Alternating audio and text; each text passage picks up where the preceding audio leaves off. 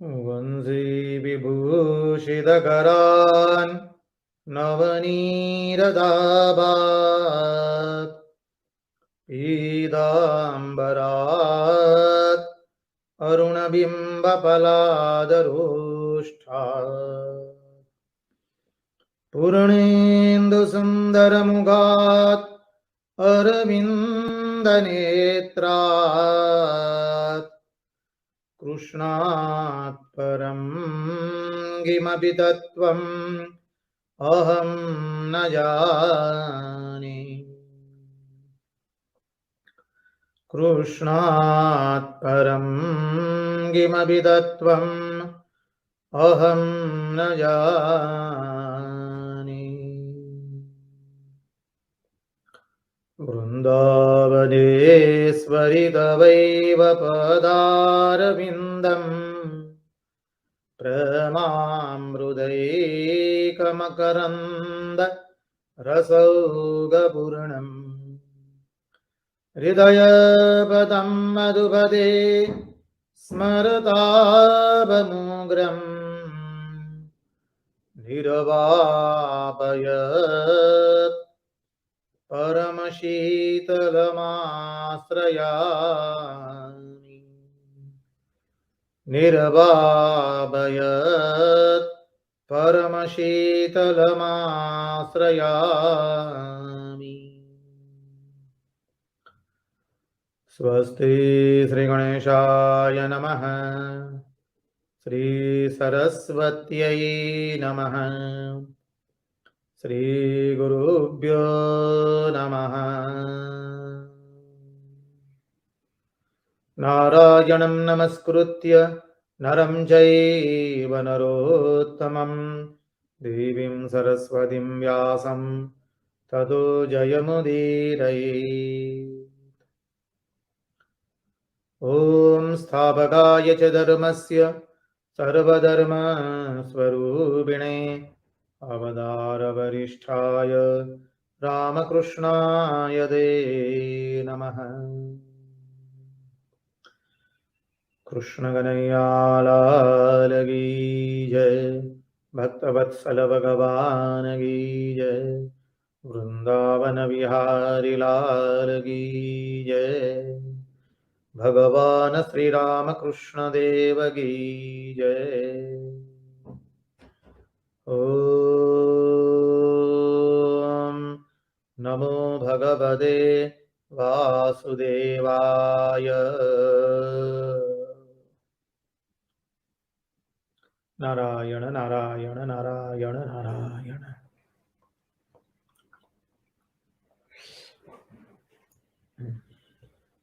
आइए तो हम श्रीमद् भागवत के सत्संग में अवगाहन करें। पिछले सत्संग में हमने चिंतन किया था कि भगवान का ध्यान किस तरह से करना है। देखिए, हम श्रीमद् भागवत के द्वितीय स्कंद में हैं।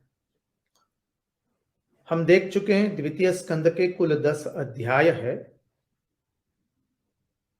10 अध्यायों में उसका वर्गीकरण करें तो पहले 2 अध्याय ध्यान के हैं, बाकी के 2 अध्याय श्रोता एवं वक्ता के हृदय की निर्मलता का है, और बाकी के 6 अध्याय मनन के हैं। 6, 2, 8, 2, 10, इस तरह से 10 अध्याय होते हैं। उसमें पहले 2 अध्याय में जो ध्यान है, तो पहले अध्याय में भगवान के विराट स्वरूप का ध्यान है, स्थूल स्वरूप का। बाद में भगवान के सूक्ष्म स्वरूप का ध्यान है। स्थूल स्वरूप का ध्यान हमने कल देखा भी था। जब आकाश की ओर दृष्टि करते हैं तो नभएव नामी नाभि, आकाश भगवान की नाभि है। बादल को देखते हैं तो याद आना चाहिए, ये बादल जो है वो भगवान के केश है। नदियां को देखते तो याद आना चाहिए तो भगवान की नाड़ियां है। पर्वतों को देखते तो याद आना चाहिए कि तो भगवान के अस्थि है। समुद्र को देखते तो याद आना चाहिए तो भगवान का कोख है। जल को देखते तो याद आना चाहिए तो भगवान का तालु है। सूर्य को देखते हैं तो याद आना चाहिए ये तो भगवान के नेत्र है। चंद्र को देखते तो याद आना चाहिए तो भगवान का मन है। मनुष्य को देखते तो याद आना चाहिए तो भगवान का निवास स्थान है। हाथी, घोड़े और खच्चरों को देखते तो याद आना चाहिए तो भगवान के नाखून है। हिरण एवं अन्यान्य वन्य पशुओं को देखते तो याद आना चाहिए ये तो भगवान का कटी प्रदेश है।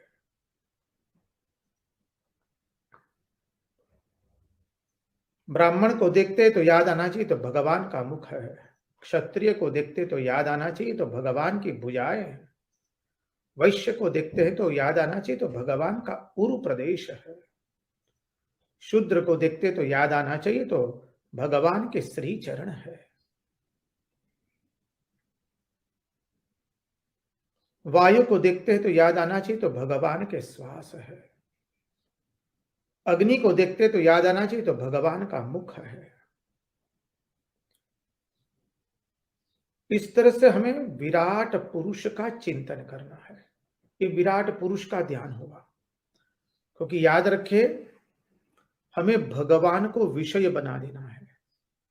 हमारा मन सतत विषयों में रमता रहता है, इसलिए जब भगवान को विषय बना देंगे तो ध्यान की पद्धति सहज हो जाएगी और आनंद कर ले पाएंगे। सहजता से ध्यान होना शुरू होगा, अन्यथा हम मन के साथ में भयंकर युद्ध करते रहेंगे, परिणाम में कुछ प्राप्त नहीं होगा। तो यह भगवान का स्थूल स्वरूप का ध्यान है। द्वितीय अध्याय में भगवान के सूक्ष्म स्वरूप का ध्यान बताया है। अंगुष्ठ मात्र परमात्मा का स्वरूप बताया। अंगुष्ठ मात्र पुरुषो मध्य आत्मनि तिष्ठति। अंगुष्ठ मात्र पुरुषो मध्य आत्मनि तिष्ठति, कठोपनिषद में आता है। उसका भी हमने चिंतन किया। परमात्मा जो है वो एक अंगूठी के आकार के हैं और वो हृदय में स्थित है, क्योंकि हृदय अंगूठे के आकार का है। उस हृदय में हम सहस्त्रदल कमल पर हमारे बाल मुकुंद को हंसते हुए देख रहे हैं। बाल मुकुंद मुस्कुरा रहे हैं। भगवान के अधरों पर तो माया है। उनको हंसते हुए देखकर हमारी हंसी रुकी नहीं रहती है। भगवान के स्तन जो है वो धर्म है, भगवान की पीठ में अधर्म है।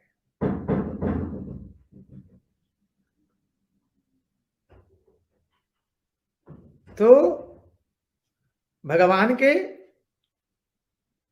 अधरों पर सुंदर हास्य है। उसी हास्य से तो श्री कृष्ण ने कौरवों की सेनाओं के सभी रथी, महारथी, सभी वीर योद्धा, सैनिकों सबके प्राण हरण कर लिए हैं। इसलिए तो पितामह भीष्म उस स्तुति में गाते, भीष्म स्तुति में, स्वनिगममपहाय मत्प्रतिज्ञा मृतमधिकर्तुमवप्लुतो रथस्थः।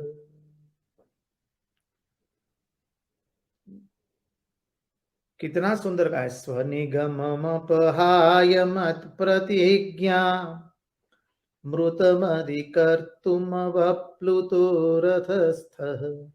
द्रुतरथचरणो भयाच्चलद्गुः हरिरिव हन्तुमिव गतोत्तरीयः। फिर कहते हैं कि जब दोनों सेनाओं के मध्य में प्रभु आपने रथ ला दिया,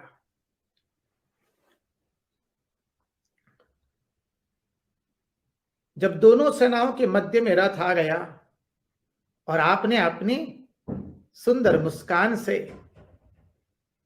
विरोधी सेनाओं के रथी महारथी सैनिकों के सबके प्राण हरण कर लिए।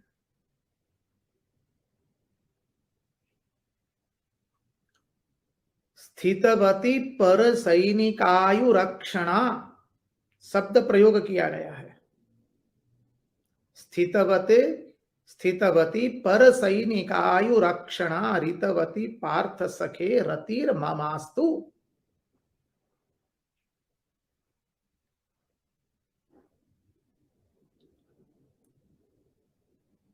आपने अपनी मुस्कान से सभी रथी महारथी सबके प्राण हरण कर लिए प्रभु। अरे गोपियां जब उस स्वरूप को देखती है, देखिए पितामह भीष्म ने इस स्वरूप का ध्यान करते करते अपने प्राणों का त्याग किया है। माता कुंती ने कौन सा स्वरूप देखा है? माता कुंती कहती है कि उस दिन याद करो जब यशोदा मैया ने बछड़ों को बांधने के रस्सी से तुमको बांधा था।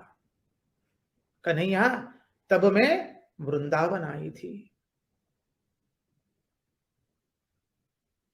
और कहती है तब मैं वृंदावन आई थी, मानी गोकुल में पधारी थी और मैंने तुम्हारा वो स्वरूप दिखा है। कितना अद्भुत स्वरूप था।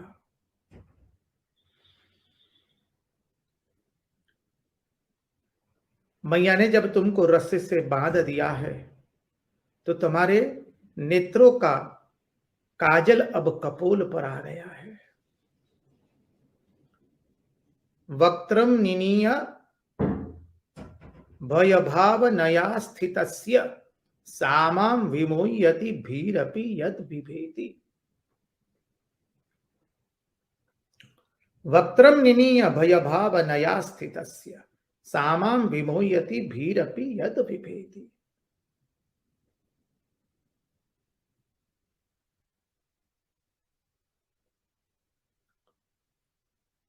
हे श्री कृष्ण, मैं उसी स्वरूप का ध्यान करते करते अभी तक जी रही हूं।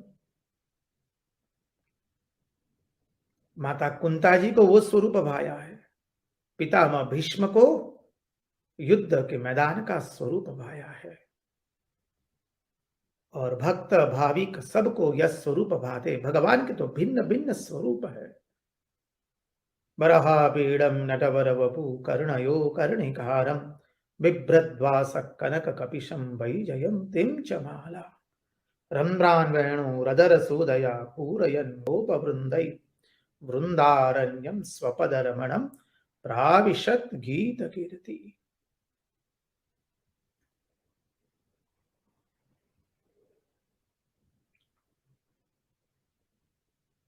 भगवान के स्वरूप को हमें हमारे हृदय में देखना है। भगवान हमारे सामने मुस्कुरा रहे हैं, सुंदर सुंदर उनकी मुस्कान है। उस मुस्कान पर हम सब लोग न्यौछावर हो गए। भगवान के सुंदर श्री चरण, श्री चरण से लेकर मस्तिष्क तक ध्यान किया जाता है। भगवान की जो भुजाएं वो देवताएं हैं, असुर भगवान का वीर्य है। कितना सुंदर वर्णन किया हुआ है। भगवान की पीठ में अधर्म है।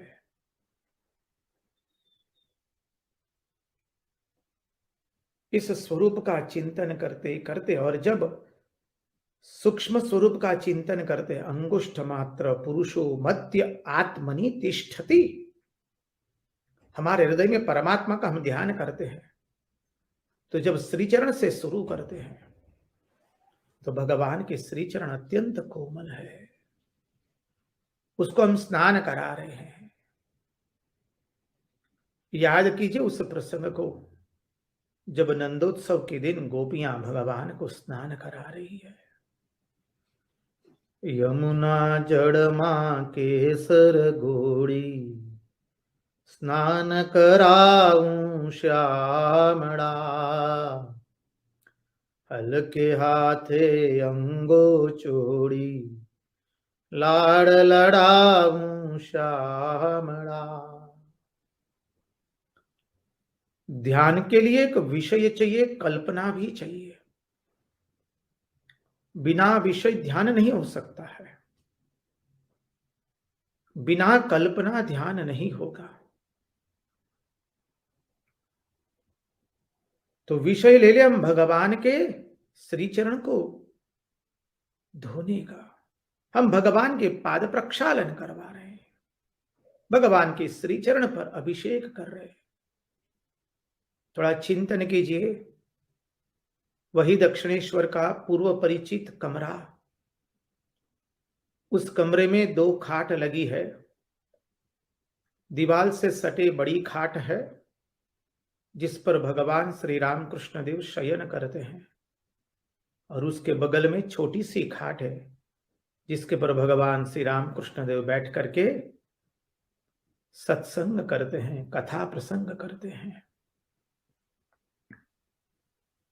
वही चिर परिचित कमरा भक्तों से भरा हुआ है। श्री राम कृष्ण देव ठीक चित्र में दिखाए हुए इसी तरह से बैठे हुए हैं, सहास्य वदन। कितना सुंदर हास्य है। श्री राम कृष्ण देव के अधरों पर जो हास्य है वो तो मां जानकी का दिया हुआ हास्य है।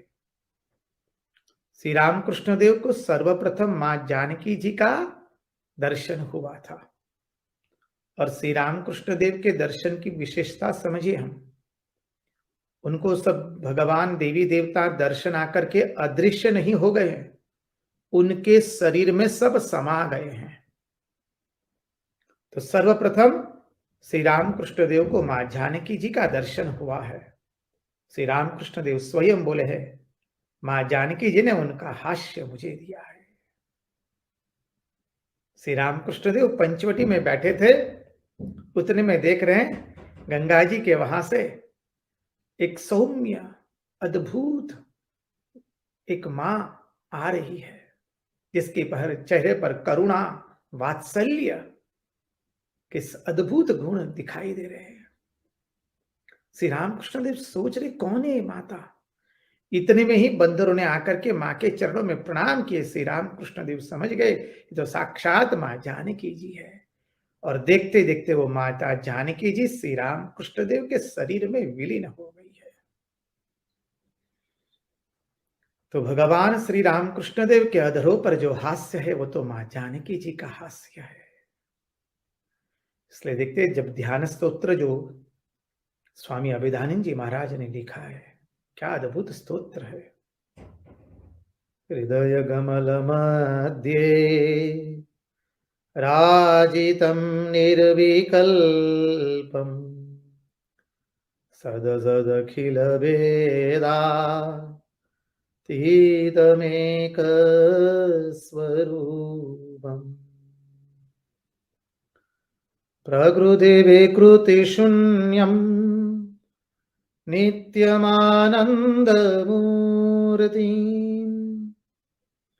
विमल परमहंसं रामकृष्णं भजाम्यहम्। विमल परमहंसं रामकृष्णं भजाम्यहम्।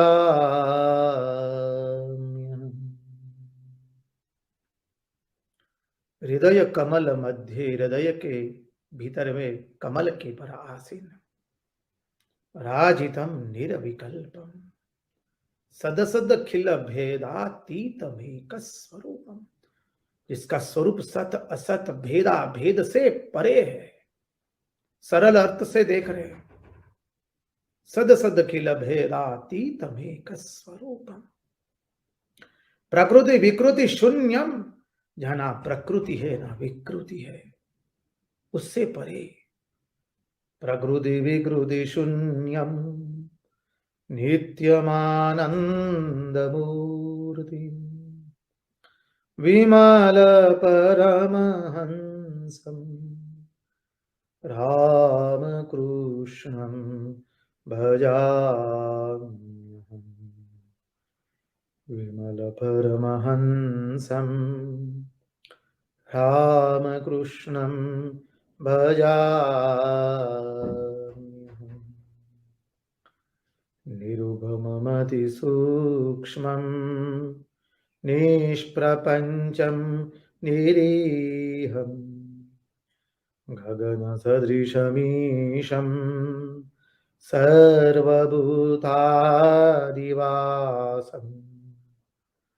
त्रिगुणरहितसच्चित् ब्रह्मरूपं वरेण्यं विमलपरमहंसं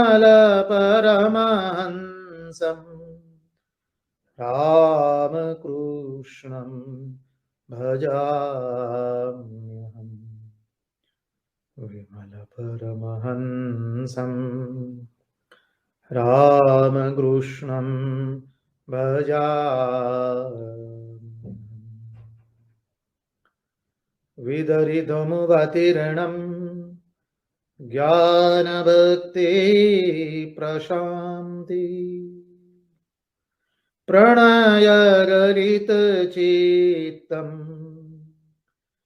जीवदुःखा सहिष्णुः धृतसहजसमाधिं चिन्मयं कोमलाङ्गं विमलपरमहंसं रामकृष्णं भजाम्यहम् विमलपरमहंसं रामकृष्णं भजाम्यहम्।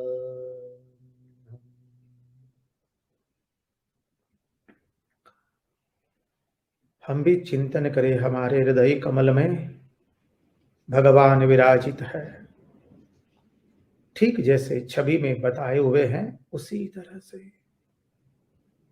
मंद मंद मुस्कुरा रहे हमारे भगवान आजानुबाहु हुए, वक्षस्थल विशाल है।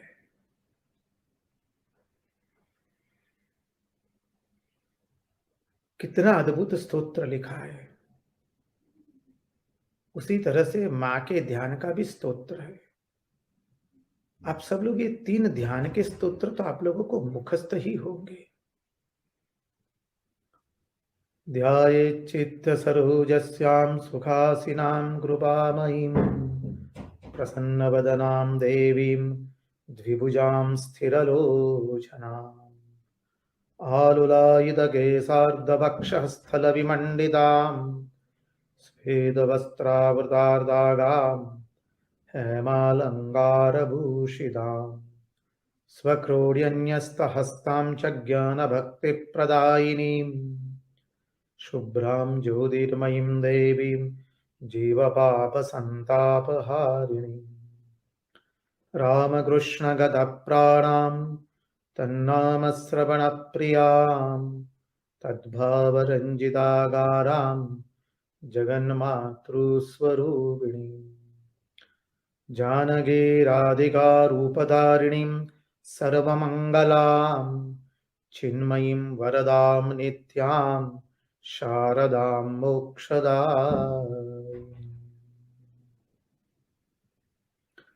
ॐ विश्वाचार्य जगद्वन्द्य विवेकानन्दरूपिणं वीरेश्वरात् समुत्पन्नं सप्तर्षिमण्डलागतम् ज्ञानभक्तिप्रदातारं पद्माक्षगौरविग्रहं ध्यायेत् तेजःपुञ्ज लोककल्याणकारिणीं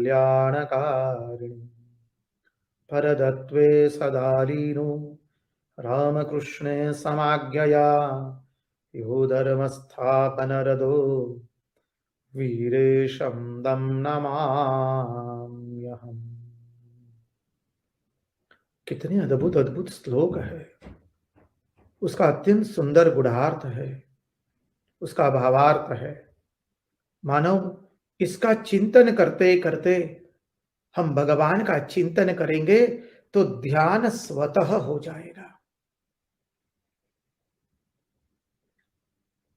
आप लोगों ने जिस जिस गुरु से मंत्र दीक्षा ली हो, चाहे रामकृष्ण मठ मिशन के परमाध्यक्ष उपाध्यक्ष से मंत्र दीक्षा ली हो या अन्य कोई सन्यासी महात्मा गुरुजन आचार्य जन से ली हो, उन्होंने जिस प्रकार आपको ध्यान करने को कहा है वही पद्धति का अनुसरण करना है।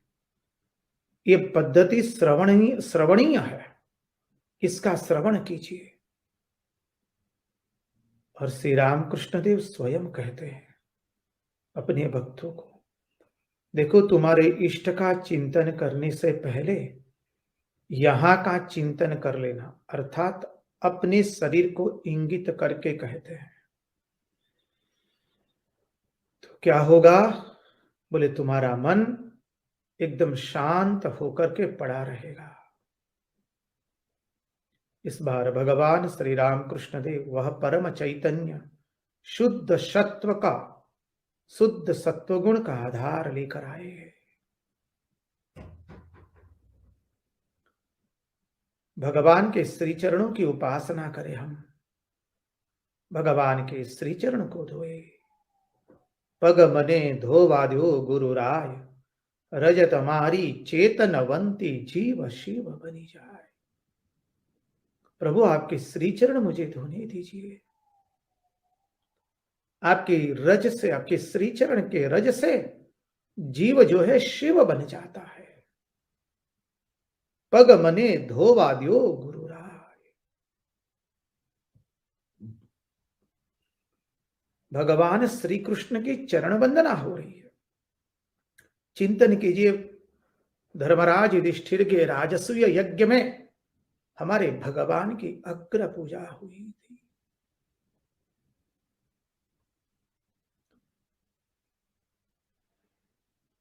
देखिए माता कुंती का वह श्लोक और पितामह भीष्म की स्तुति के प्रत्येक श्लोक ध्यान के श्लोक है।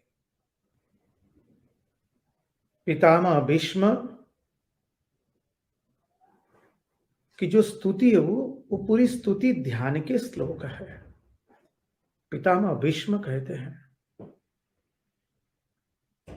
पितामह भीष्म वर्णन करते हुए कहते हैं, मुनिगण नृपवर्य संकुलेन्तः सदसि युधिष्ठिर राजसूय येषाम् अर्हणमुपपदईक्षणीयो मम दृशि गोचर एष आविरात्मा।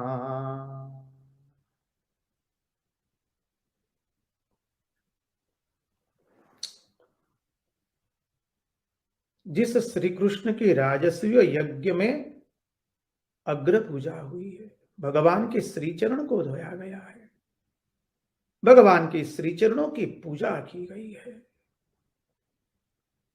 उन भगवान श्री कृष्ण के चरणारविंद का चिंतन करें। अरे जिनके चरणारविंद में कमल का पुष्प अंकित है, नमः पंकजनाभाय नमः पंकजमालिने नमः पंकज नेत्राय नमस्ते पंकजांग्रिये। कितना सुंदर वर्णन किया है। ऐसे भगवान के श्री चरणों का चिंतन करना है। श्री चरण से धीरे धीरे धीरे भगवान के मुखारविंद तक जाना है। ये भगवान के ध्यान की पद्धति बताई है। हमारा मन ही भगवान का स्वरूप धारण करके हमारे सामने है,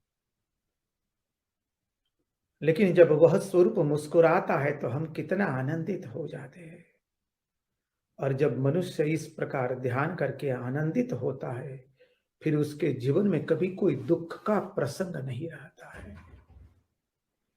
ये सबसे बड़ी बात है भगवान के स्वरूप का ध्यान करने से। तो मानव, इस तरह से भगवान के स्वरूप का तुम ध्यान करो। शान्ताकारं भुजगशयनं पद्मनाभं सुरेशं विश्वाधारं गगनसदृशं मेघवर्णं शुभांगं लक्ष्मीकान्तं कमलनयनं योगिभिर्ध्यानगम्यं वन्दे विष्णुं भवभयहरं सर्वलोकैकनाथम्।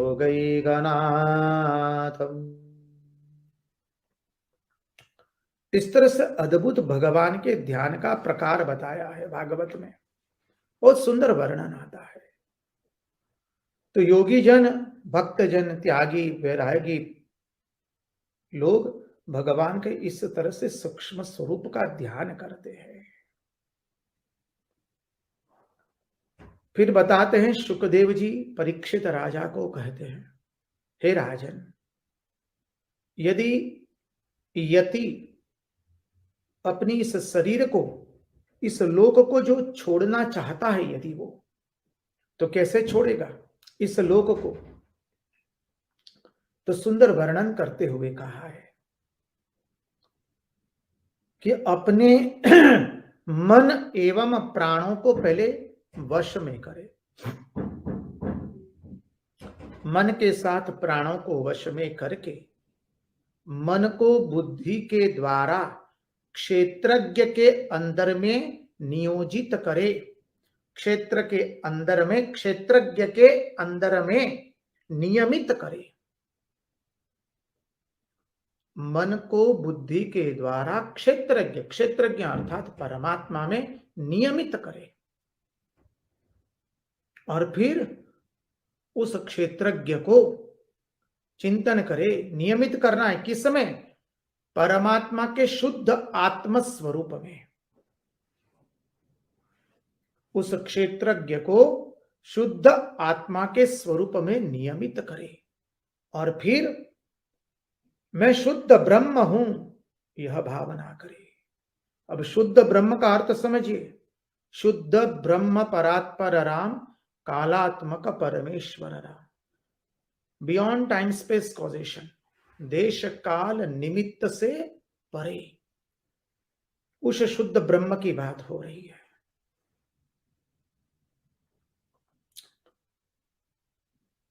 तो कहने का तात्पर्य, योगी अपने आप को, वो शुद्ध ब्रह्म है, वो शुद्ध ब्रह्म है, यह भावना करे। अपने आप को शुद्ध ब्रह्म में नियमित करे। पहले बताया कि मन एवं प्राणों को वश में करके मन को बुद्धि के द्वारा क्षेत्रज्ञ में नियमित करे और क्षेत्रज्ञ को शुद्ध ब्रह्म में नियमित करे। और जब ये होगा तब क्या होगा? फिर वो कहेगा कि मैं शुद्ध आत्मा हूं, मैं वही शुद्ध आत्मा हूं। और याद रखे, यही अद्भुत वैष्णवों का जो विष्णु पद है, ये जो है, ये अद्भुत तत्व है। ये परम पद को वैष्णव पद कहते हैं। वहां पर ना 3 गुण है, ना देश काल निमित्त कुछ भी है, ना वहां महत तत्व है, ना प्रकृति है। ये पद सामान्य पद नहीं है। कृपा करके इसका ध्यान से श्रवण करें। जब योगी उस अवस्था को प्राप्त हो जाता है, मैं शुद्ध आत्मा हूं, मैं शुद्ध ब्रह्म हूं, जब उसने वह कह दिया तो क्या हुआ? वो उस जगह पर पहुंच गया जहां ना प्रकृति है, ना महत तत्व है, जहां ना देश काल है, ना 3 गुण है। उसको वैष्णव पद कहते हैं, परम वैष्णव पद।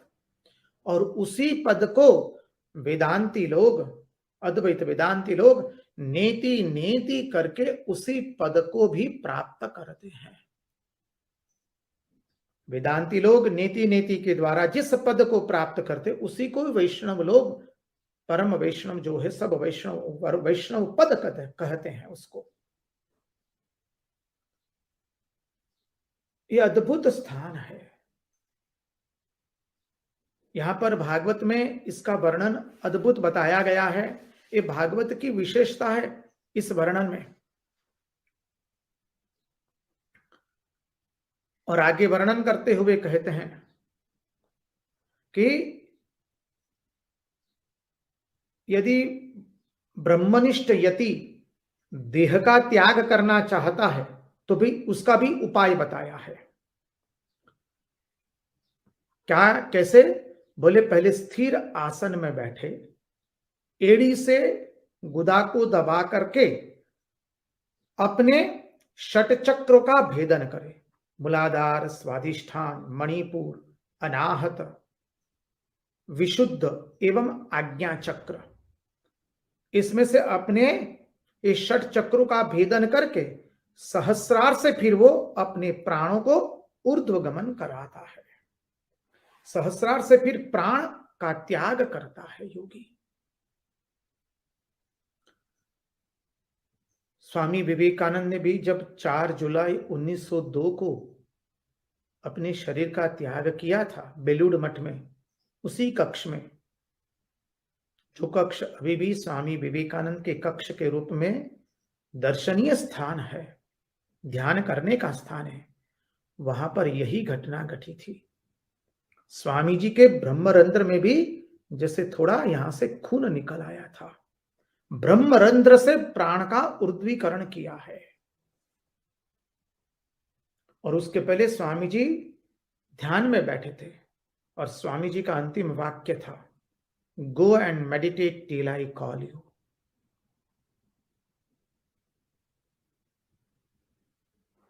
ये सब प्रसंग के इसके साथ हमारे साथ हमको मिलाना पड़ेगा, संगति मिलानी पड़ेगी, तब पता चलेगा।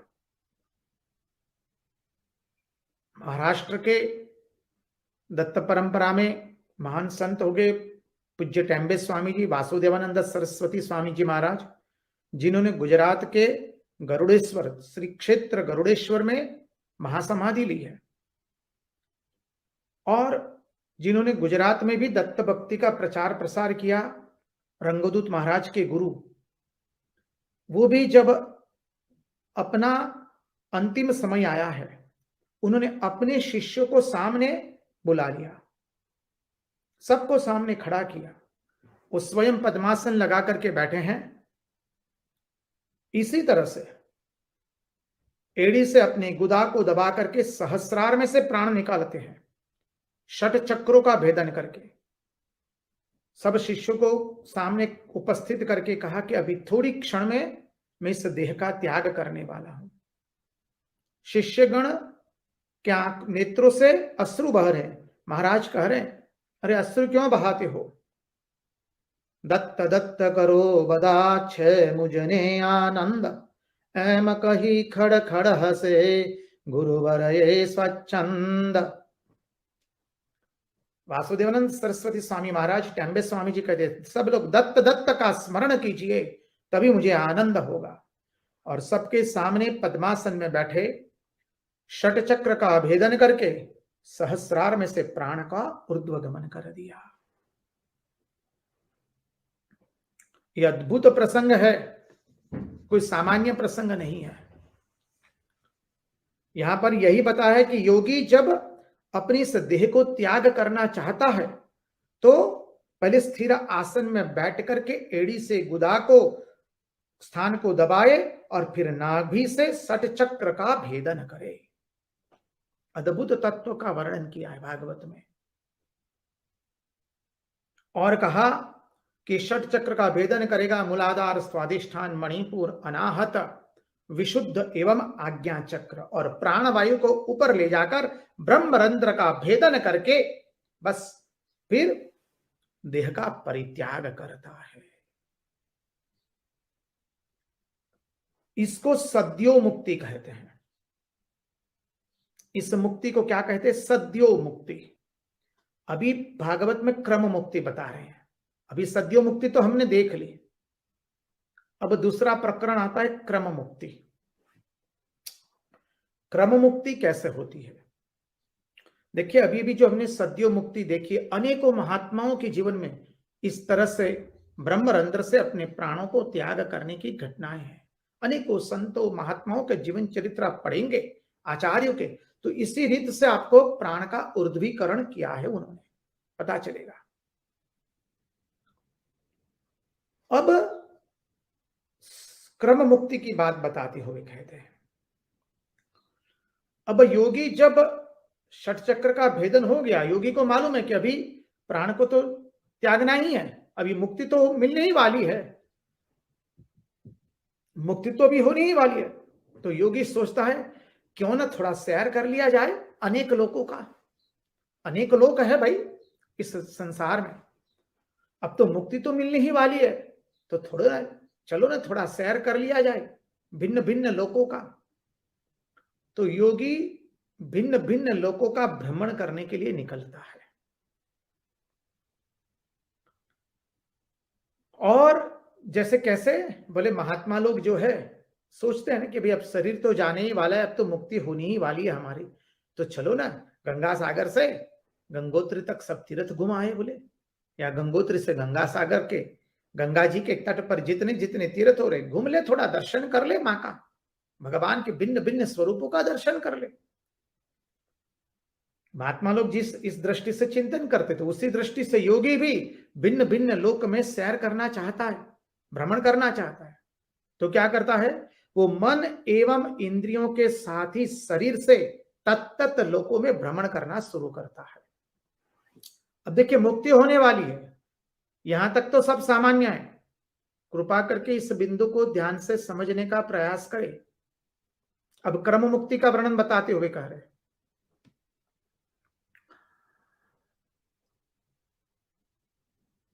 कि मन एवं इंद्रियों के साथ ही शरीर से वो भिन्न भिन्न लोकों में घूमता रहता है। योगी जहां चाहे वहां जा सकता है, उसको कोई रोक टोक नहीं है। तो वो क्या करता है, सुषुम्ना नाड़ी से ब्रह्मलोक के पथ के द्वारा पहले अग्निलोक में जाता है। भागवत में वर्णन है, पहले अग्निलोक में जाता है और फिर शिशुमार चक्र में जाता है और फिर बाद में महर लोक में जाता है।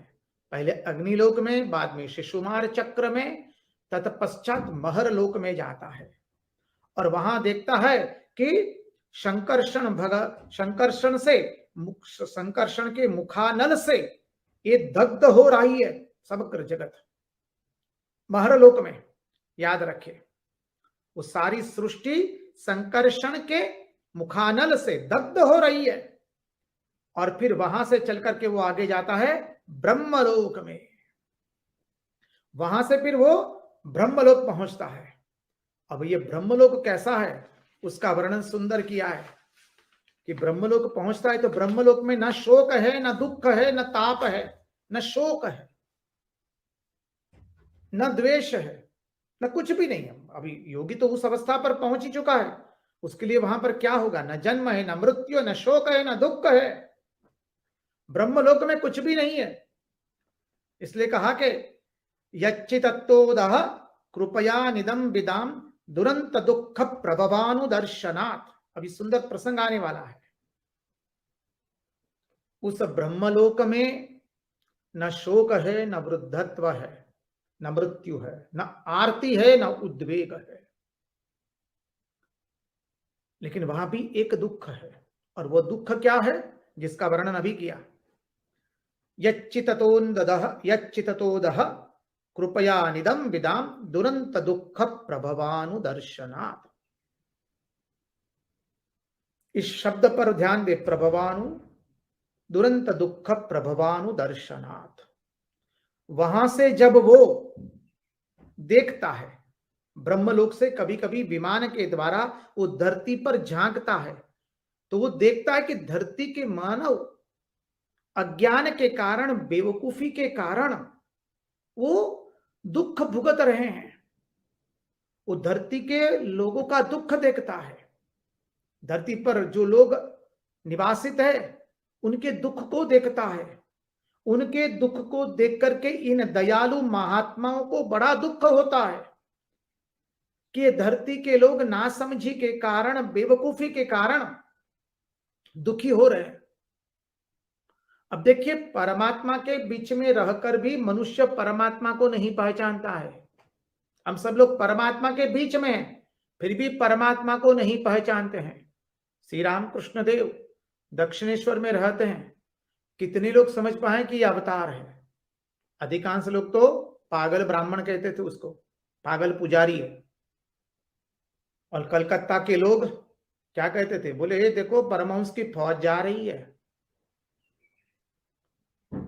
कितने लोग पहचान पाए?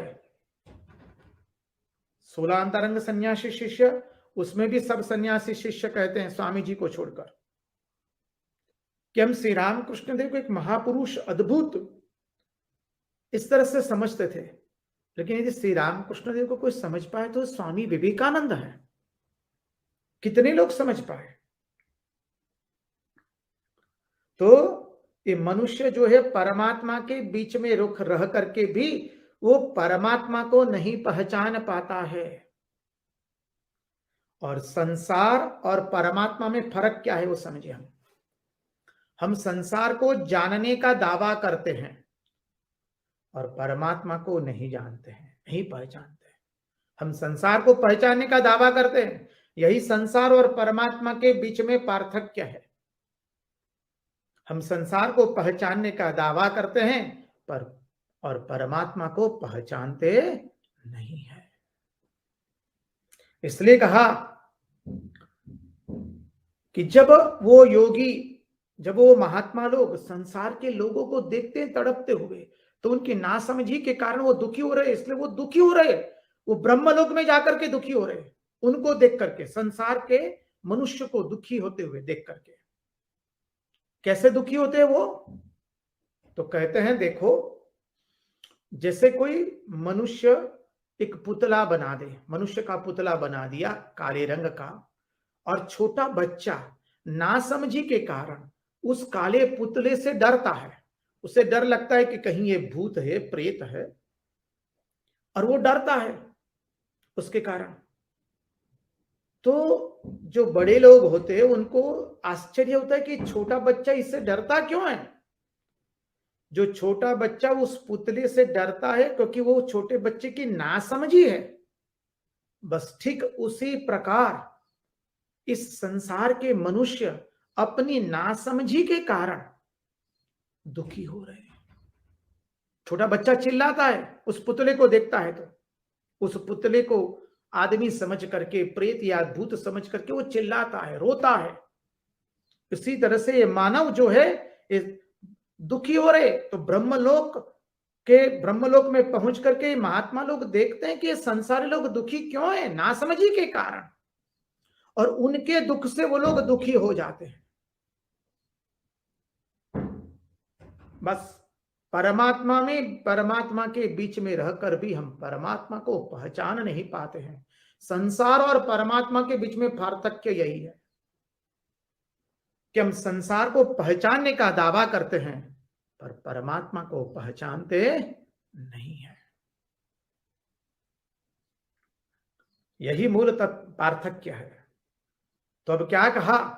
बस अब वो महात्मा जो है वो रह नहीं पाते उनके दुख को देख करके, इसलिए महात्मा सीधे कूद पड़ते हैं ब्रह्मलोक से। समझिए, ब्रह्मलोक से वो कूद पड़ते हैं। अब क्या हुआ? वो अब कहते हैं अहम आकाश, अहम वायु, अहम अग्नि, अहम जल, अहम पृथ्वी। और अपने आप को इस पंच महाभूत से एक कर देते हैं। क्या अद्भुत सिद्धांत बताया है। अपने आप को इस समग्र पंच महाभूत से एक कर देते हैं। और जब महात्मा लोग ब्रह्मलोक में पहुंच करके देख रहे थे कि पृथ्वी के लोग नासमझी के कारण, बेवकूफी के कारण दुख भुगत रहे, तब उनको दुख होता है कि इन लोगों को बोला था कि वहां सुख नहीं है, सुख तो ऊपर में है परमात्मा के पास। और परमात्मा ऊपर में है। उनको कहा था ये करना वो नहीं करना, ये सब बताया था, फिर भी वो लोग हमारी बात नहीं सुने, परिणाम स्वरूप दुखी हो रहे हैं। यह बात का उनको ज्ञात होता है और उनके दुख से वो इतने दुखी हो जाते हैं, ब्रह्मलोक से कूद पड़ते हैं। सिद्धांत को समझिए, सामान्य सिद्धांत नहीं है। और फिर कहते हैं कि मैं पृथ्वी हूं, मैं जल हूं, मैं वायु हूं, मैं अग्नि हूं, मैं आकाश हूं। और अब क्या हुआ? अरे वही परम तत्व ही तो सब कुछ बना है, आकाश वायु अग्नि जल एवं पृथ्वी। अब इससे क्या हुआ? वो परमात्मा से एक हो गया पूर्ण रूप से। बस इसलिए कहा तथा विशेषम प्रतिपद्य निर्भयस्तेनात्मनापो नलमूर्तिरत्वरन् ज्योतिर्मयो वायुमुपेत्य काले वायवात्मना खम बृहदात्मलिंगम। क्या अद्भुत श्लोक का है श्रीमद् भागवत का ये। द्वितीय स्कंद द्वितीय अध्याय 28वां श्लोक है। जो लोग भागवत निकाल करके बैठे वो देख सकते हैं। अब योगी कहते हैं हमारी ये ब्रह्मलोक किसी काम का नहीं है। यहां हमारा जो दिव्य शरीर है उसमें बुढ़ापा नहीं है, शोक नहीं है, दुख नहीं है, मृत्यु तो नहीं है, लेकिन वो किस काम का? उनको पूछा जाए कि महात्मा लोग तो आप चाहते क्या है? तो बोला आखिरी में आप चाहते क्या है? तो बोले वही हम चाहते हैं, जहां संसार के लोग है वहीं पर परमात्मा है, संसार के लोगों को मालूम नहीं है। जहां संसार के लोग हैं वहीं परमात्मा है। तथा विशेषम प्रतिपद्य निर्भयस्तेनात्मना वो नलमूर्तिरत्वरन्। परमात्मा कहीं बाहर नहीं है, ऊपर में नहीं है। अभी तक वो परमात्मा ऊपर में था, बता रहा था योगी। अब बोले जहां संसार के लोग हैं वहीं पर ये परमात्मा विराजित है, क्योंकि एक परमात्मा से ही सब कुछ बना है। एक परमात्मा ही जीव जगत जड़ चेतन सब कुछ वही हुआ है। इसलिए कहा विशेषम प्रतिपद्य। इसलिए बोलो ब्रह्मलोक से कूद पड़ते हैं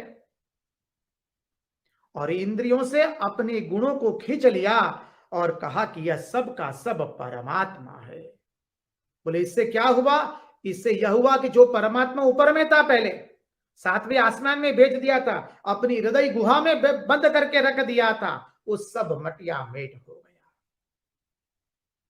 इसलिए कहा वास्तव में मिट्टी, जल, अग्नि, वायु और आकाश ये सब परमात्मा का ही स्वरूप है। वह सब आनंद रूप परमात्मा है। इसलिए सृष्टि में कहीं पर भी आसक्ति नहीं करनी चाहिए। यह आसक्ति से कैसे मुक्त हो, इसलिए ये सब चिंतन है। हम पुनः चिंतन करवा दे। हमने दो प्रकार की मुक्ति देखी, सद्यो मुक्ति एवं क्रम मुक्ति। ये क्रम मुक्ति हुई और सद्यो मुक्ति अभी देख ली।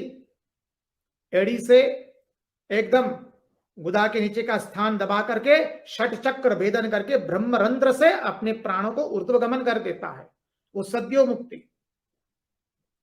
और ये क्रम मुक्ति हुई। दो प्रकार की मुक्ति बताई। अब सुखदेव जी परीक्षित राजा को कहते हैं देखो मैंने ये दो प्रकार की मुक्तियां तुमको बताई है।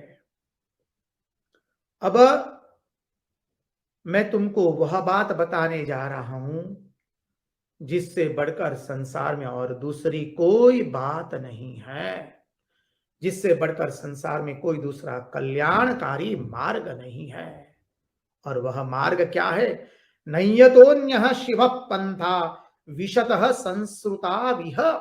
स्पष्ट शब्दों में कहा, नय्यतोन्यः शिव पंथा विशतः संस्रुताविह, जिससे भगवान वासुदेव के प्रति, भगवान वासुदेव के चरण कमलों के प्रति भक्ति हो जाए, वासुदेव की कथा का श्रवण करे, वासुदेव की लीला का गान करे और वासुदेव की लीलाओं का स्मरण करे, जिससे वासुदेव के प्रति भक्ति योग हो जाए। वही सबसे बढ़िया मार्ग है, वही सबसे बड़ा परम कल्याणकारी मार्ग है।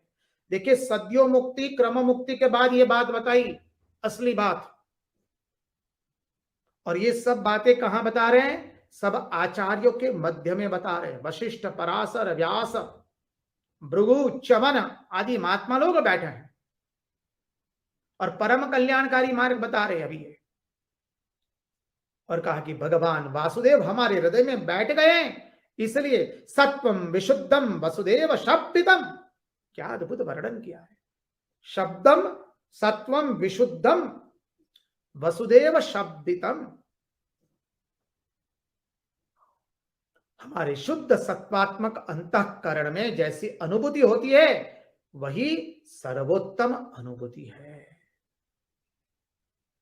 यह बात बताते हुए कहते हैं, बस भगवान श्री हरि की लीला का स्मरण करो, श्री हरि की कथा का श्रवण करो, श्री हरि की कथा की लीला का गान करो और श्री हरि की कथा का स्मरण किया करो।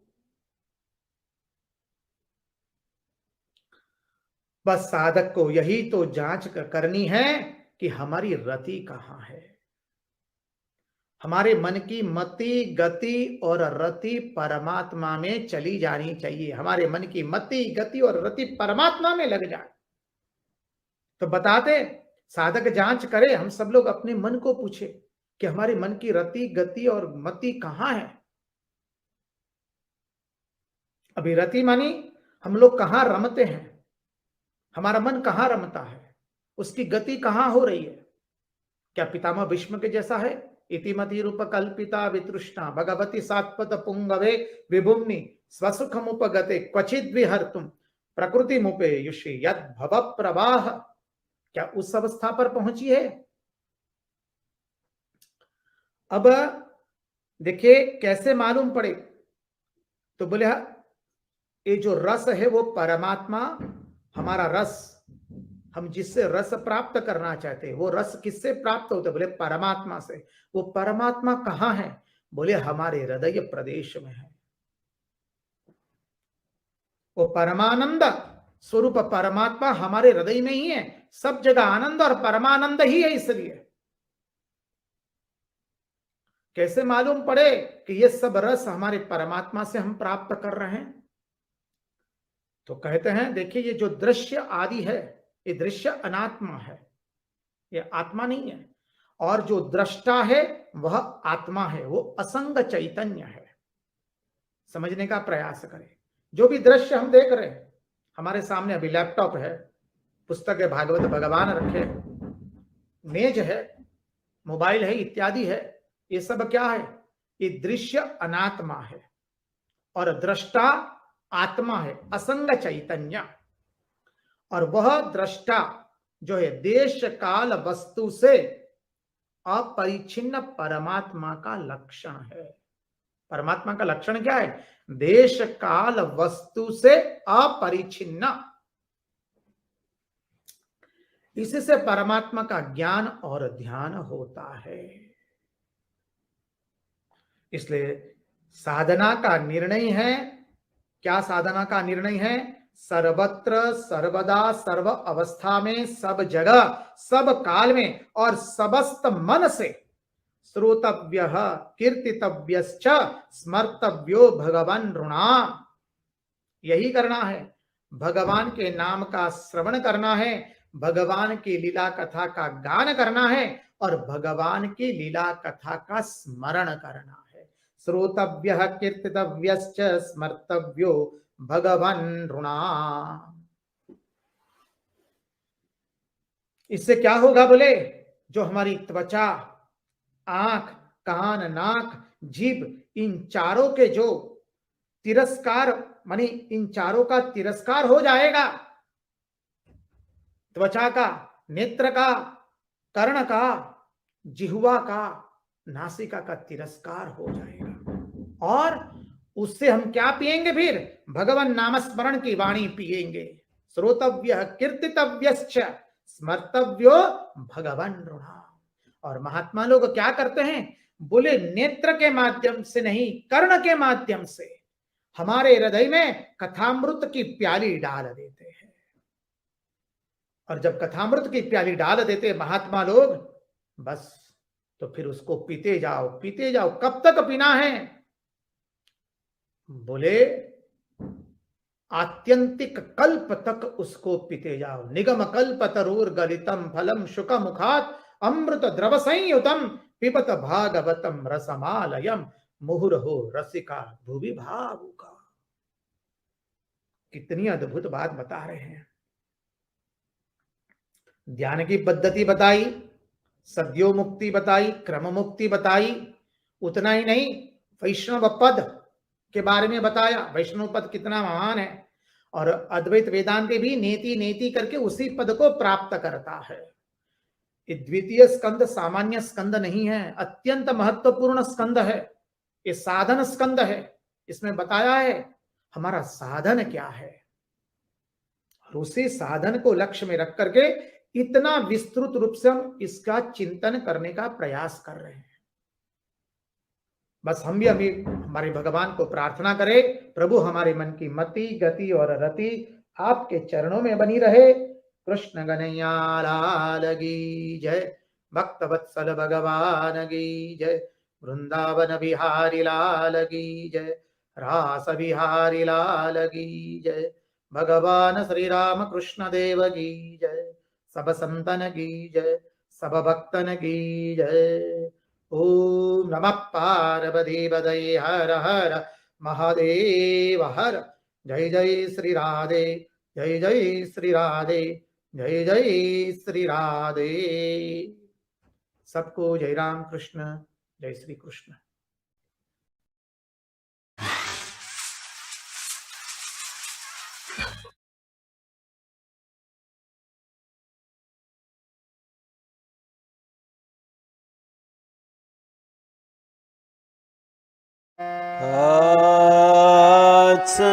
चंडाला प्रतिहतरयो यस्य प्रेम प्रवाहो लोकातीतो प्यहनजहो लोककल्याणी त्रैलोक्येऽप्य प्रतिमा महिमा जानकी प्राण बंधो त्रैलोक्येऽप्य प्रतिमा महिमा जानकी प्राण बंधो भक्त्या ज्ञान वृतवरवपु शीताया योगिरा भक्त्या ज्ञान वृतवरवपु शीताया योगिरा। सबसे पहले भगवान श्री रामकृष्ण देव, माँ शारदा देवी, स्वामी विवेकानंद, मैं भगवान श्री रामचंद्र के चरणों में प्रणाम निवेदन करता हूँ। यहाँ के बड़े महाराज परम पूज्य श्रीमद स्वामी निखिलेश्वर जी महाराज, यहाँ के सन्यासी ब्रह्मचारी और आप सभी के चरणों में प्रणाम निवेदन करता हूँ, क्योंकि आपके सभी के हृदय में भगवान श्री रामचंद्र माँ जानकी विराजमान है। हम सब मिलकर राम संकीर्तन करेंगे। राम सिया राम, जय जय राम।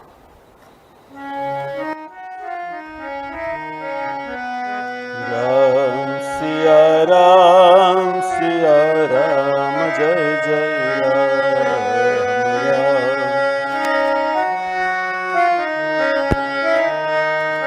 हो मंगल भवन अमंगल हारी, द्रवहुस दशरथ अजीर बिहारी।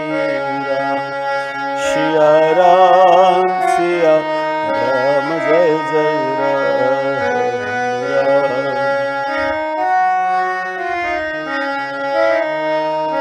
हो जनक सुता जग जननी जानकी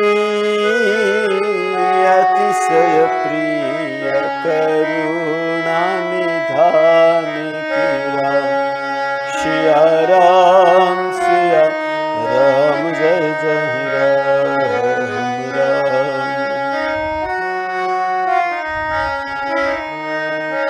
हो ताके जुगपद कमल मनाऊ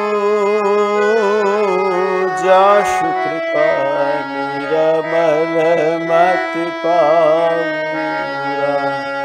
सिया राम जय जय राम राम। हो रघुकुल रीति सदा चली आई प्राण जाय पर बचन न जाई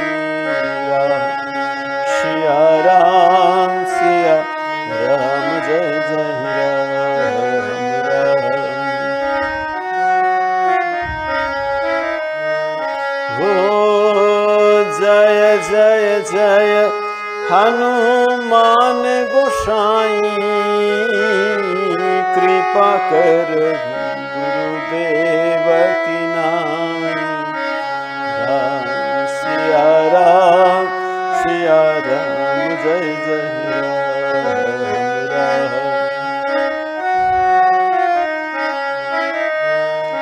हो सिया राम मैं सब जग जानी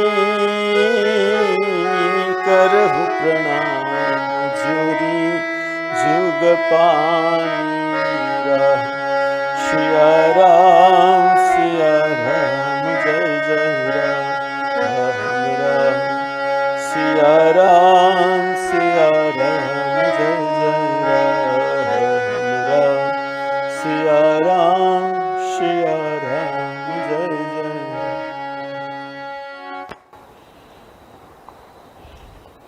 हमने चर्चा की थी भगवान राम लक्ष्मण भरत शत्रुघ्न सबका विवाह हुआ।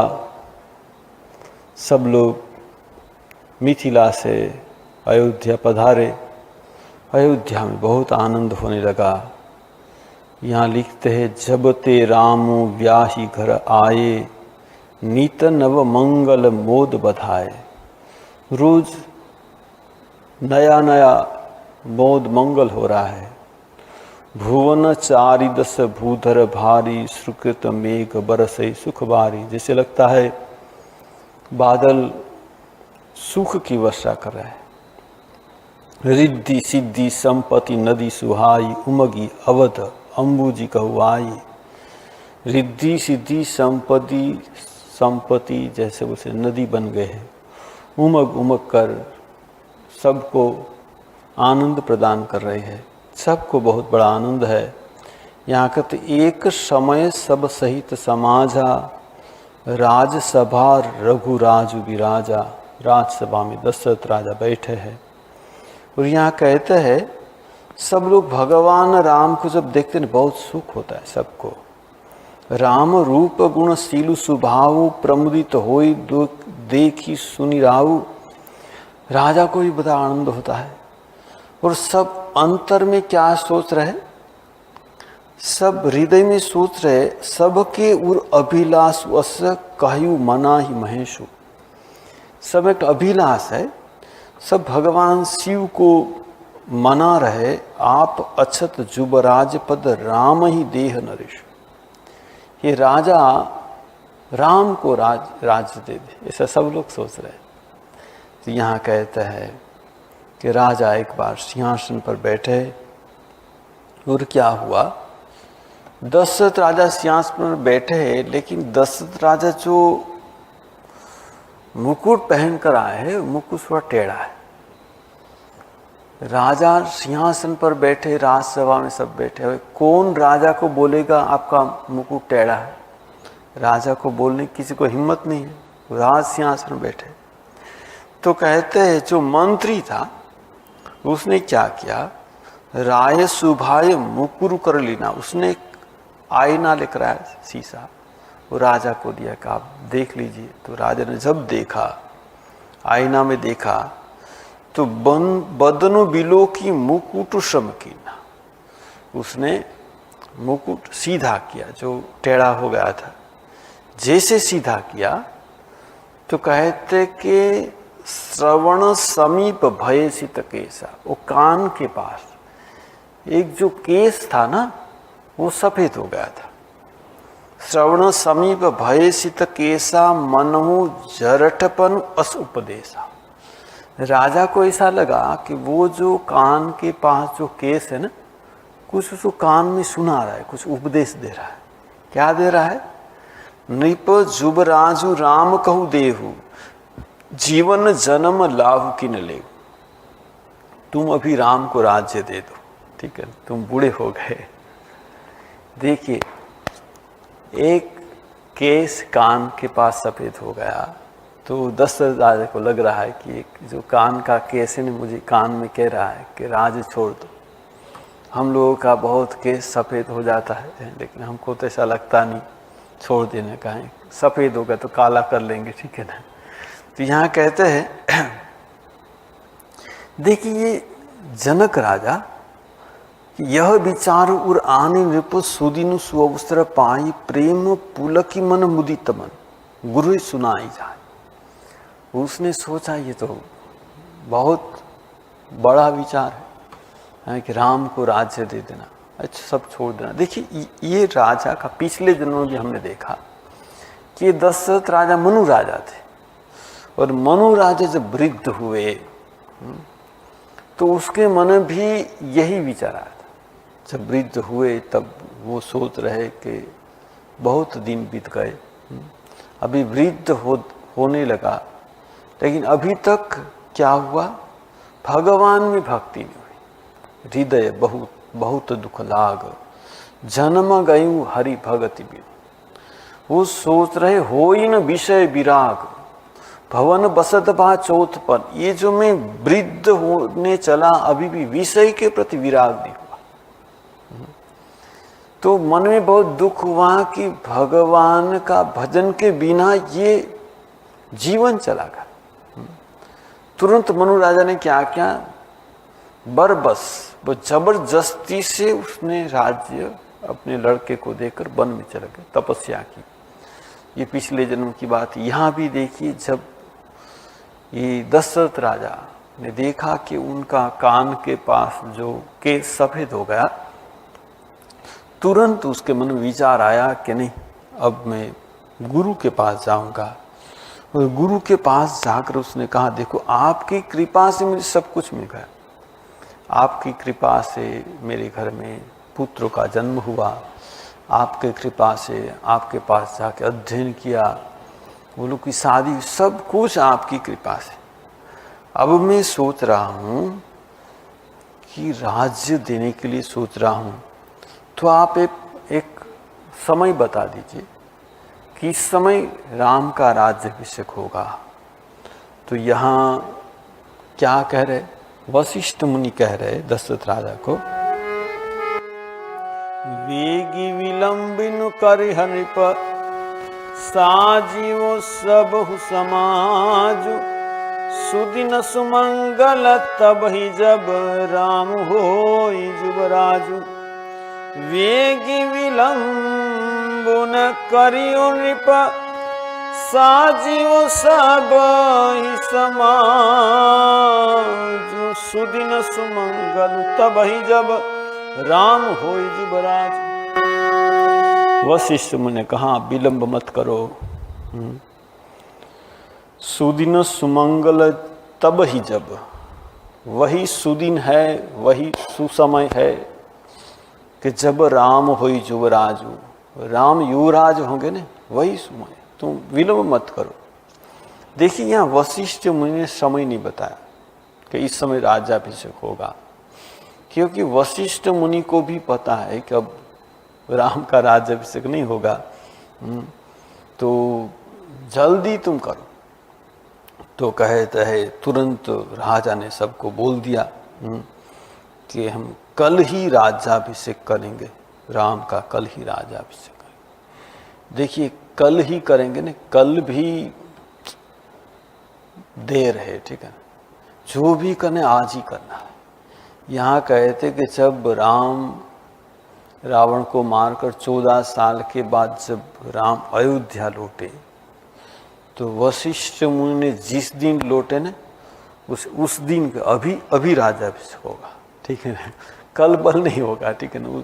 वशिष्ठ मुनि को पता कि 14 साल पहले ये सोचा था कि भाई कल देंगे, तो कल हुआ है। तो कहते कि जिस दिन भगवान राम लौटे 14 साल के बाद जब अयोध्या लौटे, उस दिन, और क्या, सिंहासन ले आओ, इधर ले आओ सिंहासन, ठीक है, राम का राज्याभिषेक। तो अच्छा काम है ना, कल करेंगे ऐसा करने से नहीं, अच्छा काम अभी करना चाहिए। तो यहाँ कहते उसने कहा कल राज्याभिषेक होगा, और कहे सुभूप मुनिराज कर जोई जोई आयसु होई, राम राज अभिषेक हित वेगी करूँ सोई सोई। अभिषेक की जो सामान है सब मंगवा लीजिए, सब कर दीजिए। मंत्री ने कहा पहले से सब तैयार है, हमको पता है राम का राज्याभिषेक होगा, सब कुछ हमने तैयार करके रखा है। ध्वज पताक तोरण कल सहज तुरत रथ नाग, शीर धरी मुनिवर बचन सबु निज निज काज इलाग। ध्वज प्रताप तोरण कलश हाथी सब सजा दो, कल ही राम का राज्याभिषेक होगा। ये सब सुनते सबके मन में आनंद हो गया। कहते हैं जब रानीवास में खबर गई तो कौशल्या को खूब आनंद हुआ, सुमित्रा को आनंद हुआ। यहाँ जेहि विधि होई राम कल्याणु, देहु दया करी शोभर दानु। जब भगवान को प्रार्थना करने लगे, राम राज अभिषेक सुनी ही हर्षे नर नारी, लगे सुमंगल सजन सब विधि अनुकूल विचारी। जब राम का राज्याभिषेक होगा, नर नारी ने सुना, सब लोग सब कुछ सजाने लगे। तब नर नाह वशिष्ठ बोलाई, राम धाम सिक देन पठाई। राजा ने वशिष्ठ मुनि को कहा कि आप जाकर राम का कल राज्याभिषेक होगा, तो राम को क्या क्या करना पड़ेगा आप उसको शिक्षा दे के आइए। तो वशिष्ठ मुनि राम जो जहाँ रहते थे वहाँ पधारे। गुरु आगमन सुनत रघुनाथा, द्वार आए पदनायो माथा। जब राम ने देखा कि वो जो जहाँ रहते वो घर में वशिष्ठ मुनि वहाँ आ गए। द्वार आए पदनायो माथा, भगवान राम बाहर आए, उनके चरणों में अपना मस्तक रखा। सादर अर्घ दी घर आने, सोर भांति पूजी सन माने। घर में ले गए, अर्घ दिया और पूजा की। गहे चरण सिय सहित बहोरी, सीता ने प्रणाम किया वशिष्ठ मुनि को। बोले राम कमल कर जोरी, भगवान राम तो हाथ जोड़कर वशिष्ठ मुनि को कह रहे हैं कि सेवक सदन स्वामी आगमन हूँ, मैं आपका सेवक हूँ, आप मेरे स्वामी है। आप जो मेरे घर में आए, मंगल मूल अमंगल दमन, उससे हमारा मंगल होगा, अमंगल का नाश होगा। लेकिन तद भी उचित जन बोली सप्रीति, पठऊ काज नाथ सिनीति। प्रभु मैं तो आपका सेवक हूँ, दास हूँ, आपको कोई काम है तो आप मुझे बुला सकते। आप जो यहाँ आए वो अच्छा ही हुआ, लेकिन आप बोले तो मैं आपके पास आ सकता हूँ, आप जो बुलाएंगे तो मैं आपके पास चला आऊँगा। बोलिए क्या आज्ञा है, मुझे क्या करना है। तब वशिष्ठ मुनि ने कहा कि देखो, भूप सजीव अभिषेक समाजू, चाहत देन तुम ही युवराज। राजा तुमको युवराज बनाना चाहते, तुमको राज्य देना चाहते हैं। राम करहु सब संयम आजू, जो विधि कुशल निवाहे काजू। तुम्हारा संयम करो। और क्या करना है, कल तुम्हारा राज्याभिषेक होगा। यहाँ कहते गुरु सिख दे राम पही गए हो, तुम्हारा राज्याभिषेक होगा, कल तुम तैयार रहना। ऐसा सब ये संयम पालन करना पड़ेगा, सब बोल दिया। यहाँ कहते गुरु जब गए, गुरु सिख दे राम पही गए हूँ, राम हृदय अस विषमय भयो। आप सोचिए, राम को तो आनंद होना चाहिए मैं कल राजा होऊंगा, लेकिन यहाँ कहते हैं कि राम हृदय अस विषमय भयो, राम को बहुत बुरा लगा ये मैं राजा हूँगा ये सोचकर। यहाँ कहते कि वो सोच रहे भगवान राम, क्या सोचे, जन्मे एक संग सब भाई। हमारा जन्म तो थोड़ा बहुत इधर उधर, लेकिन एक ही साथ तो जन्म हुआ। भोजन शयन केली लड़का, एक साथ भोजन किया, शयन किया, हमने खेल किया। कर्णवेद उपवीत विवाह, संग संग समभय चाहा, हमारा जो उपवीत हुआ, विवाह हुआ, सब साथ साथ ही हुआ। ये जो हमारे जो वंश में वशिष्ठ मुनि ने कहा तुम बड़े हो इसलिए तुम्हारा राज्याभिषेक होगा। वशिष्ठ मुनि जब ऐसा कहा ना तो राम को बहुत बुरा लगा। उसने वो सोच रहे विमल वंश यह अनुचित है, ये वंश तो बहुत श्रेष्ठ वंश है, रघुकुल वंश है हमारा, लेकिन इसमें अनुचित एक बात अनुचित है। क्या है? बंधु बिहाई बड़े अभिषेक, छोटे को छोड़कर बड़े को क्यों राजा करते? छोटे को राजा करना चाहिए। देखिए ये भगवान राम सोच रहे। भगवान राम क्या सोच रहे मालूम है? भगवान राम सोच रहे हैं कि देखो मैं राजा हूंगा तो सब लोग क्या कहेंगे कि मैं अयोध्या का राजा हूं, लेकिन भरत राजा होने से क्या होगा? भरत राजा होने से सब क्या बोलेंगे कि ये जो राम है, जो अयोध्या का राजा, उनका बड़ा भाई। देखिए भरत राजा होने से मैं और बड़ा होगा। ये वशिष्ठ मुनि मेरे पिताजी सोच रहे कि अयोध्या का राजा होने से मैं बड़ा हूँगा, लेकिन भरत राजा होने से मैं और भी बड़ा हूँगा, क्योंकि सब लोग क्या बोलेंगे कि अयोध्या के राजा के ये बड़े भाई। तो देखिए मैं तो बड़ा हुआ, भरत भी बड़ा हुआ और मैं उनसे भी बड़ा हो गया। तो यहाँ क्या सोच रहे? ये भगवान श्री राम सबको बड़ा करना चाहते। देखिए जब अयोध्या लौट आए, जब रावण को मारकर, तो वशिष्ठ मुनि को बोल रहा है कि ये बंदरों की सहायता से मैंने रावण को मारा। देखिए ये बंदर को बड़े करे। हम देखेंगे स्वामी विवेकानंद, वो भी क्या चाहते थे कि उनके शिष्य सब उनसे भी बड़े हो, सबको इतना उत्साह देते, अरे मैंने तो कुछ काम नहीं किया, मैंने जो काम किया उससे तुम बड़े बड़े काम कर सकते हो।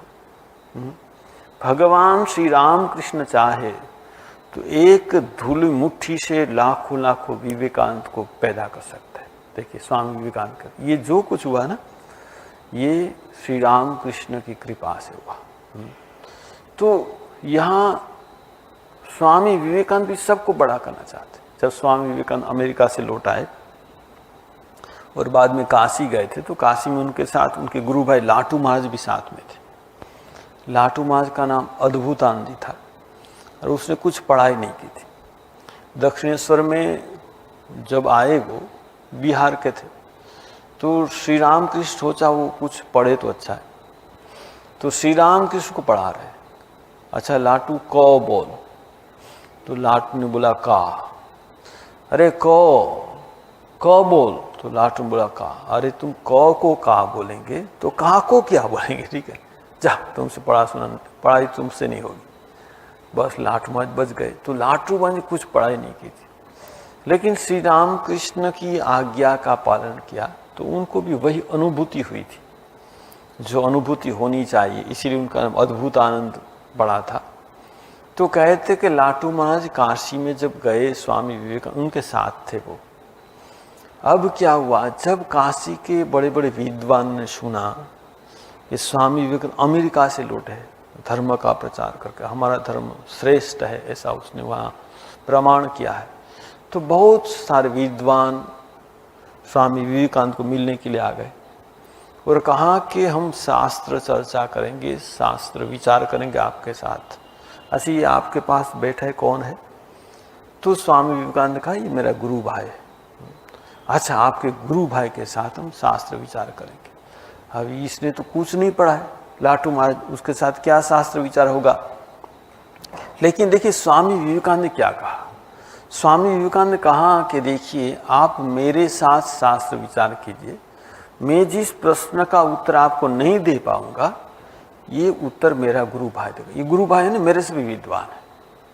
देखिए ऐसा नहीं कहा कि मूर्ख है, कुछ नहीं जानता, ये मेरे से भी विद्वान है। आप मेरे साथ शास्त्र विचार, मैं जिस प्रश्न का उत्तर नहीं दे पाऊंगा, मेरा गुरु भाई देगा। उन्हें अपने से भी बड़ा कर दिया।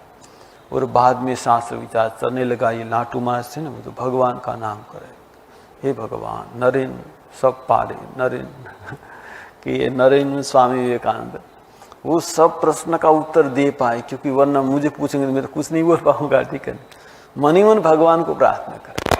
और सब स्वामी विवेकानंद ने सब प्रश्न का उत्तर दे दिया, उसको जरूरत नहीं पड़ी। लेकिन मैं यहाँ कहने का मतलब है कि स्वामी विवेकानंद दूसरे को बड़ा करना चाहते, या भगवान श्री राम भी भरत को बड़ा करना चाहते कि जो भरत मेरे से बड़ा होगा तो अच्छा होगा, मेरे से भी बड़ा होगा, ऐसा चाहते हैं। तो देखिए ये भाई भाई के प्रति कैसा प्रेम होना चाहिए, रामचरितमानस हमको सिखाते हैं। ठीक है ना, आज जो बड़े भाई छोटे भाई में झगड़ा हो रहा है स्वार्थ के लिए, लेकिन यहाँ कोई पद प्रतिष्ठा भगवान श्री राम नहीं चाहते। ये स्वामी विवेकानंद भी कोई प्रतिष्ठा नहीं चाहते। वो जो अमेरिका से लौटे तो उसने रामकृष्ण मिशन की स्थापना की, तो प्रेसिडेंट स्वामी ब्रह्मानंद जी को बनाया, जनरल सेक्रेटरी स्वामी साधन जी को, अब उसने कोई पद नहीं लिया।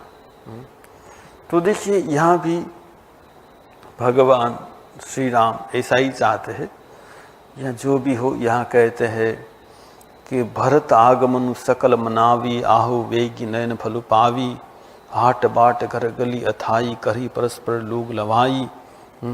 सब सोचेंगे कि भरत भी आ जाए तो बहुत अच्छा है, हैं? सब यहाँ आनंद होने लगा। अब जो देवता लोग हैं ना, देवता लोग सोचने लगे कि जो भगवान राम राजा हो जाएंगे तो राक्षस को कौन मारेगा। देवता लोग सोच रहे हैं।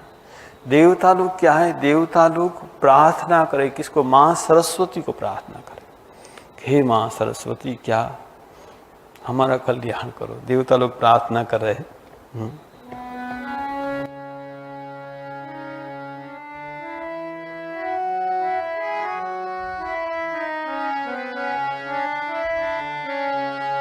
या कुंदेन्द्र त्रिसार हार धवला, या शुभ्र वस्त्रामृता, या वीणावर दंड मंडित करा, या श्वेत पद्मासनी, या ब्रह्माच्युत शंकर प्रभुतिभिः दैवे सदा वंदितां, श्यामं पातु सरस्वती भगवती निशेष प्रार्थना कर रहे हैं देवता लोग।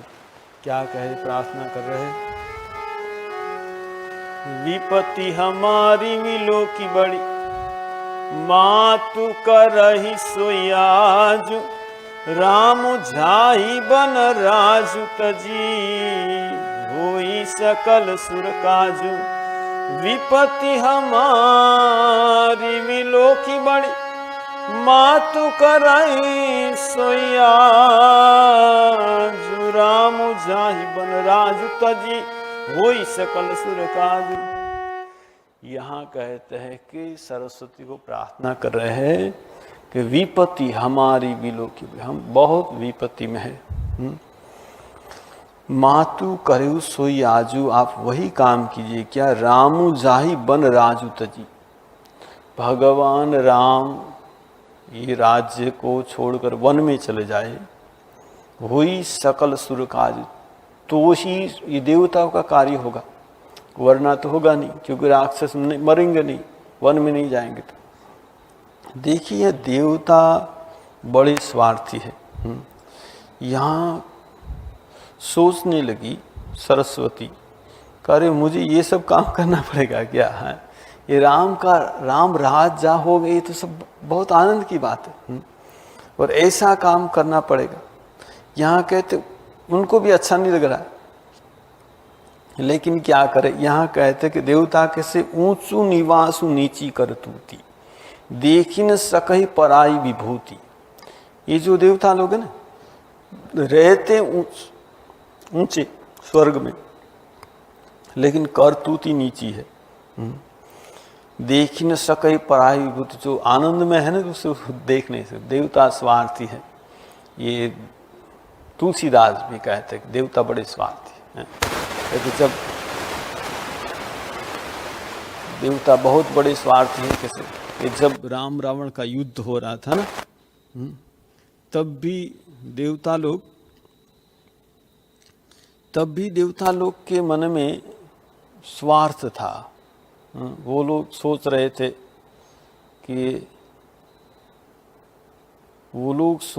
कि रावण जीत जाएगा तो क्या होगा। इसमें स्वार्थ है, वो जो भी काम करते स्वार्थ के लिए काम करते हैं। इस चर्चा को हम फिर आगे बढ़ाएंगे। अभी हम सब लोग श्री राम जय राम संकीर्तन करेंगे।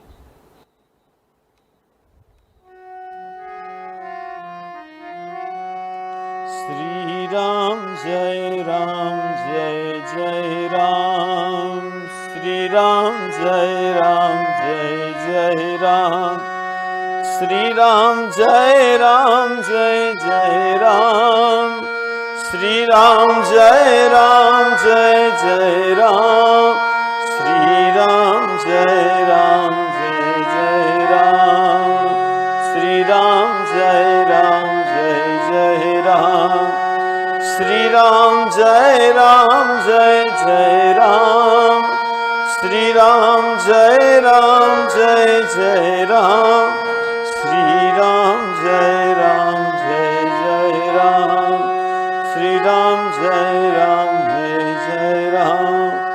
बोलो सियावर रामचंद्र जी की जय, पवन सुत हनुमान की जय, उमापति महादेव की जय, शारदावर राम कृष्ण की जय, सद्गुरु देव की जय। बोलो भाई सब संतन की जय, बोलो भाई सब भक्तन की जय। ओम नमः पार्वती पतये हर हर महादेव।